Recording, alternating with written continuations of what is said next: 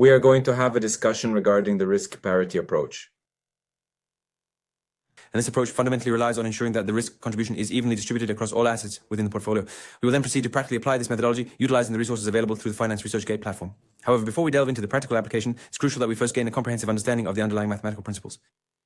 So, the only parameter that we truly want to focus our attention on is the overall risk, which is mathematically derived by multiplying the variance-covariance matrix, which is referred to as sigma in this context, by its squared value.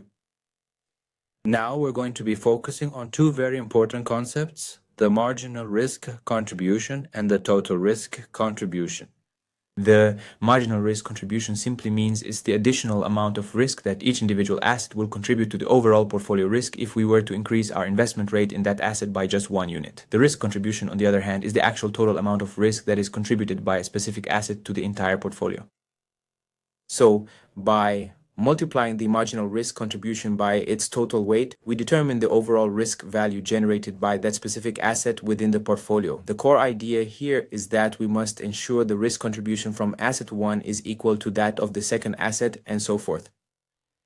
So, for instance, if we consider the total volatility of the entire investment portfolio rather than simply its variance, this crucial metric, which is essentially the standard deviation, is what we commonly refer to as volatility in finance. Next, we proceed to divide this result by n, where n specifically represents the total count of individual firms or assets held within the investment portfolio. Performing this calculation will then precisely provide us with the desired equal risk contribution, which is our ultimate objective for balancing risk. We must not overlook the fact that we operate under certain constraints. Primarily, the sum of all our weights must precisely equal 1, and every single investment weight needs to be strictly greater than 0. Only then can we effectively proceed to solve for the risk parity. We should note that the risk parity doesn't have a closed form solution like the minimum variance portfolio, but rather it's solved numerically, meaning that we rely on iteration, trial and error until we reach the optimal solution. Let's take this numerical example of 3 assets. So here we have the variance-covariance matrix, sigma. And here, as you can see, we have asset number 1, asset number 2, and asset number 3. We can apply this identical numbering system to this section as well. Therefore, when we refer to 1 with 1, it signifies that we are specifically discussing the variance associated with the very first asset, as well as the covariance observed between asset number 1 and asset number 2, and finally the covariance that exists between asset number 1 and asset number 3. Here's the covariance between asset 2 and asset 1, which, as you can see, is the exact same number as this one here.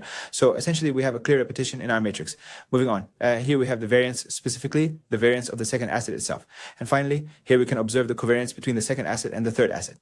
This is what we refer to as the variance-covariance matrix. Now, we'll begin by setting up an initial solution, and let's just imagine that if we were to invest equally, we might then expect to see an equal contribution to the overall risk. So, we'll start with a basic setup using equal investment weights. That means 1/3 for each, or specifically 0.33 for every single firm.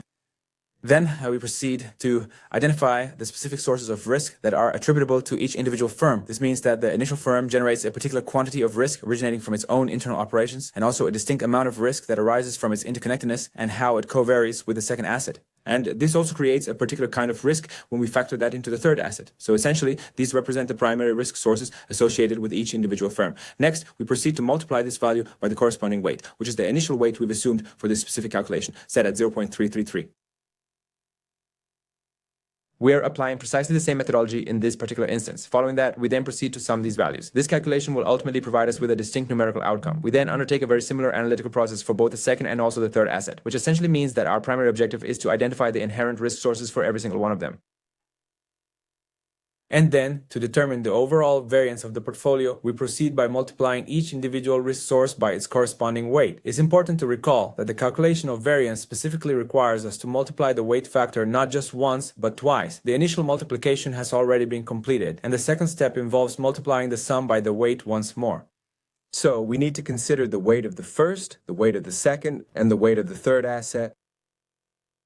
Once we've done that, we then obtain a result, and naturally, we then add after multiplying by the weights.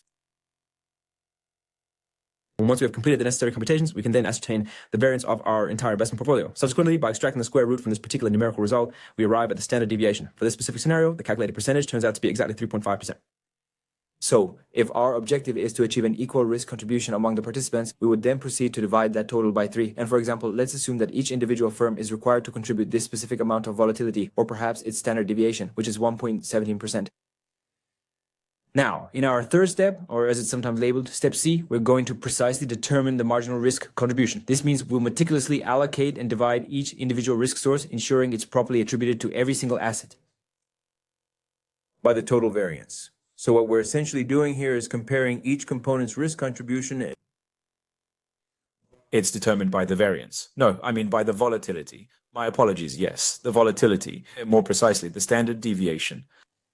And then we are determining the marginal contribution. This essentially means that we are carefully measuring the precise amount of risk, its inherent volatility, or statistical standard deviation that each specific asset is contributing for every single unit of capital invested. So to give you an example, if we were to increase that value from 0 up to 1, then the first asset in question will add this specific amount of volatility. The exact same scenario holds true for the second asset. Now, to find the actual amount of risk contribution, not the marginal, we multiply by the actual weight. So it is like a hypothetical scenario. What if we increase the weight from 0 to 1 for the first asset? Then the first asset will add this amount of volatility. However, the actual weight, the initial weight we're looking at is 0.33. Therefore, to determine the actual risk contribution, which we call the RCN in this particular scenario, we obtain these specific values for each individual asset, namely asset 1, asset 2, and asset 3. If we combine these elements, or rather when we sum them up collectively, we naturally arrive back at the risk measure, which is the standard deviation of our investment portfolio, considering its specific asset allocation and weighting. Now, the crucial question is, do we actually have an equal weighting here? If we compare these different numbers, one against the other, no, we don't. The primary aim here is to make sure that the risk contribution from each is truly equal. So how exactly can we achieve that? We need to update the weights accordingly.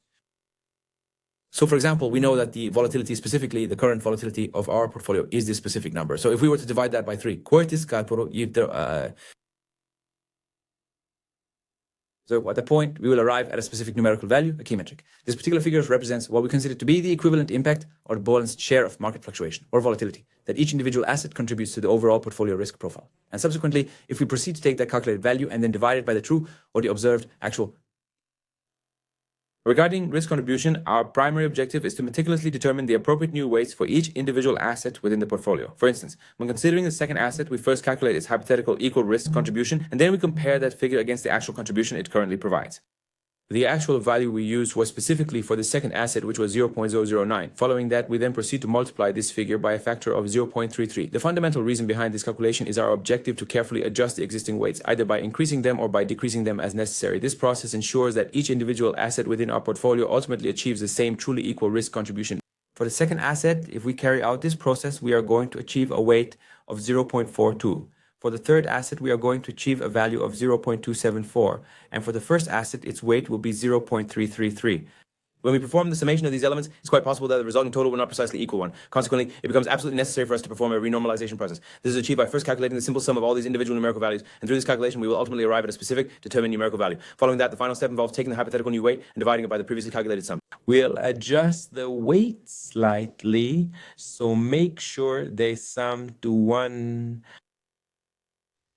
So, if we were to recalculate the risk contribution using these updated weights, that means if you were to go back and repeat the entire process from step A all the way through to C, applying these newly determined weights for every single asset involved, and then meticulously perform the calculation to ascertain the risk contribution for each individual component, what we will ultimately obtain is these numbers. They are currently not yet demonstrating equality. Consequently, we must continuously iterate and perform further adjustments in order to ultimately achieve the specific weights that will ensure the risk contribution in this context is perfectly equal. Through this systematic process of various iterations, we can then arrive at the most optimal and desired weight. So if you invest 32% in the first asset and 38% in the second asset, which had the lowest variance,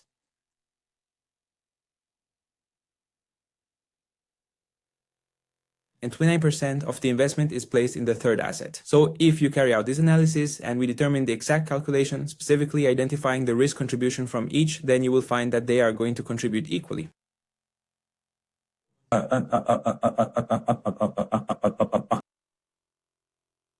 Which was the target volatility, or very close to that exact figure.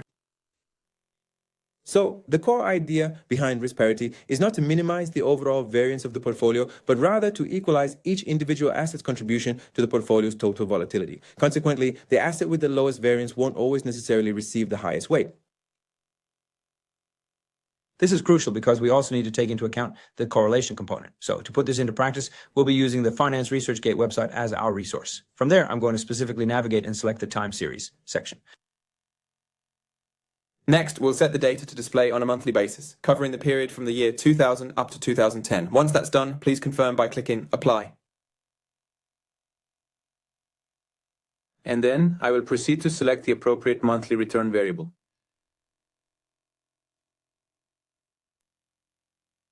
Our first step will be to carefully select 3 distinct companies, ensuring our choice is made entirely at random. I will then identify and choose the corresponding stock market tickers for each of these selected firms, and subsequently we can proceed with the application of our chosen strategy.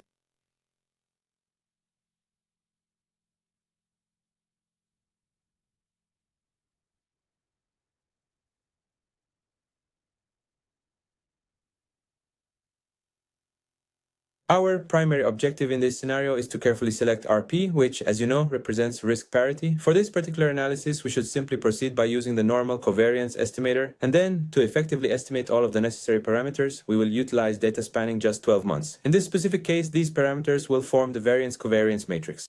And we'll be carrying out this entire process in a rolling window fashion, meaning that every single month we will update and then determine the new risk parity weights. Therefore, this isn't a solution that we're finding just one single time. Instead, we are going to be doing this consistently each and every month.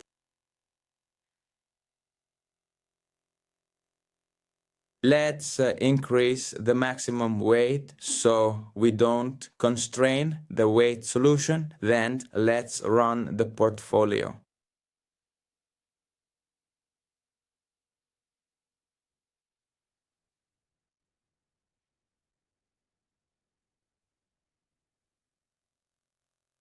All right, so these are the relevant statistics we've just reviewed. Now we're going to proceed with a very similar analytical process, but this time we'll be specifically utilizing the minimum variance portfolio approach.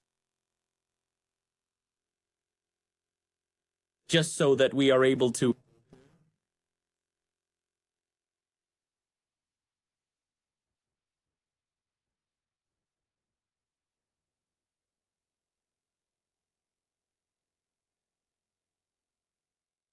Using the same firm that we had previously selected, we're focusing on the very same variable, which is naturally their monthly return, and then we proceed to apply some specific filters.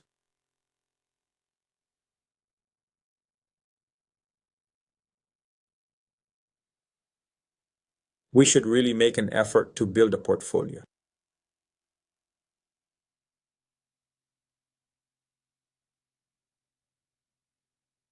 Let's try to use the minimum variance.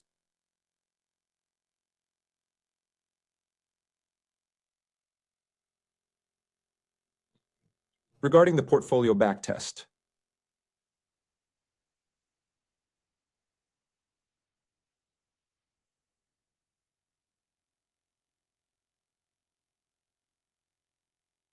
Is if you take a close look at these weights, you'll clearly observe a notable instability. For example, you might initially hold a positive investment in Apple, but then during certain periods that allocation could completely diminish to 0. What does that mean? What this essentially means is that during this particular period, we were able to determine the optimal risk parity, or more precisely, the specific investment weighting that would effectively ensure an equalized risk contribution across all of these participating firms. But in the subsequent period, once we had updated the necessary data, specifically the input, which was primarily the variance covariance matrix, we then proceeded to rerun the entire solution. And through that process, we were able to determine the optimal weight once more. so this is for the minimum variance portfolio, not the risk parity. This is exclusively for the minimum variance portfolio. And the optimal solution, the best approach for our minimum viable product, is constantly evolving. It's simply not stable at all. So we're discussing a very brief time frame, just a single month, and yet we're seeing quite substantial shifts moving from absolutely nothing to a significant measurable outcome. Now, if you compare this kind of weight stability with the risk parity,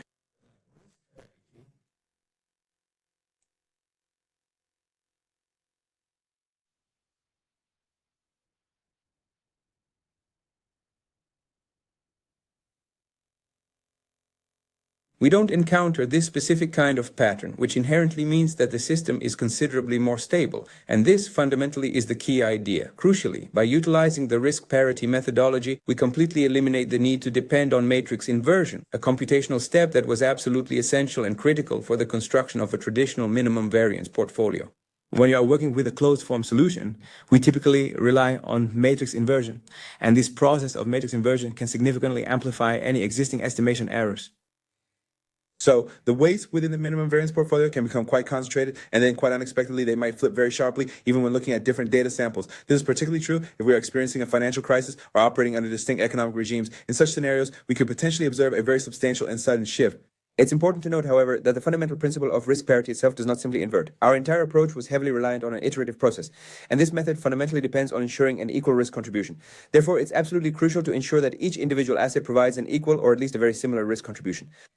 This is the primary reason why the weights themselves appear to be much more stable when we look at them from one period to another. There are some changes, but they aren't very substantial because the primary objective for this portfolio wasn't to pinpoint the absolute lowest point, such as the lowest possible volatility or conversely the highest potential return. No, the actual objective is quite different. It's simply to ensure that the risk levels are equalized. And this is why the weights appear stable over time, especially from one month to the next. The other important consideration here is that when we construct a portfolio, for instance, if in a particular period we have determined the necessary parameters and subsequently obtained the corresponding weights, then in the very next month, the out-of-sample performance could potentially diverge significantly from the in-sample performance, especially if those underlying weights happen to change. So, if the weight changes, it means that the optimal configuration we identified for either risk or return during a particular month will likely not be sustained, because we will be deriving a completely new solution for the following month. What really matters for any investment decision is its out-of-sample performance.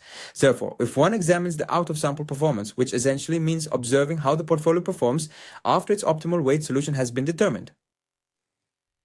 Now, for our risk parity strategy, we need to thoroughly examine its structure and potential benefits. The out-of-sample performance will often reach a point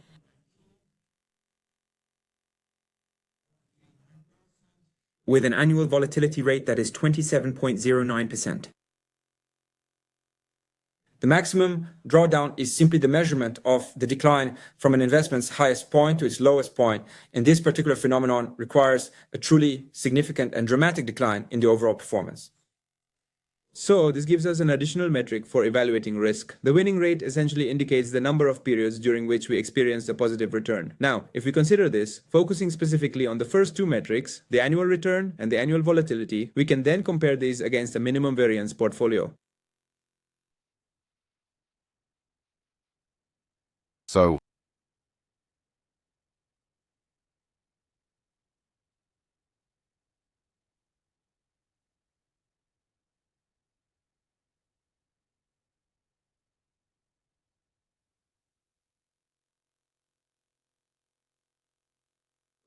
Could you go ahead and run the minimum variance portfolio again? so the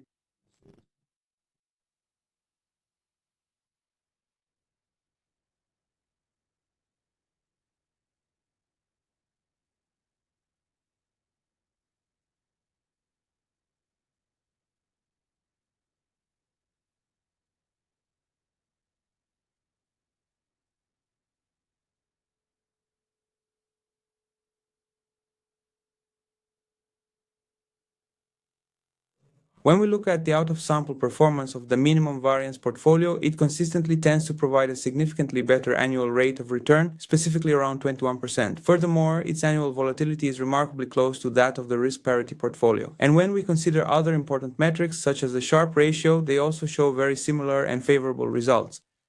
The primary risk here is that if we shift from a normal operating regime to a significantly different one, then the proposed solution may not remain stable. Overall, the minimum variance portfolio, or MVP, did achieve the lowest volatility.